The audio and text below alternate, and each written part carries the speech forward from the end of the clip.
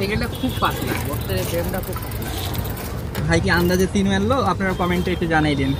আন্দাজে 3 মারবো গাইস।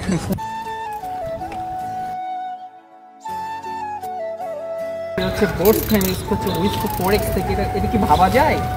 হ্যাঁ আমার না হ্যাঁ আমার না, তুমি আর স্ট্যান্ড রাইট আছে। তাহলে ভাই আজকে একটা টুপি পরে আমরা স্ট্যান্ড দেখবো। এই সেকেন্ডটা খুব পাতলা, ফ্রেমটা খুব পাতলা, হালকা টান মারলেই উঠে যাবে। ভাই কি আন্দাজে 3 মারলো? আপনারা কমেন্টে একটু জানাই দিন। আন্দাজে 3 মারবো গাইস। মোটামুটি ভালোই মারবো। ফ্রেম ছিল যে আমাদের লোহার ফ্রেম ভাই অনেক তেজ। আপনি একটা হুইলি দেখেন জনগণকে। এই দেখেন আপনার জন্য কত দর্শক আসছে দেখেন।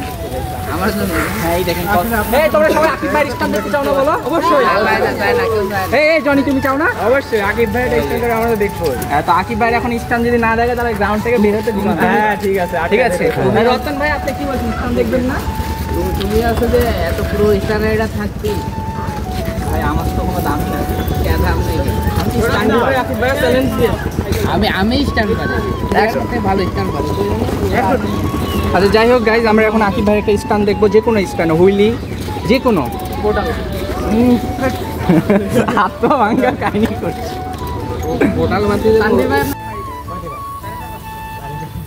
আমি জীবনে প্রথম মনে করো যে 2200 টাকা না 1800 টাকা 2200 টাকা 2500 টাকার দাম ছিল, এখন সেকেন্ড হ্যান্ড বিক্রি করেছে। সেদিকে তো এখন লাগানো আছে সাইকেলে। দামি পাস।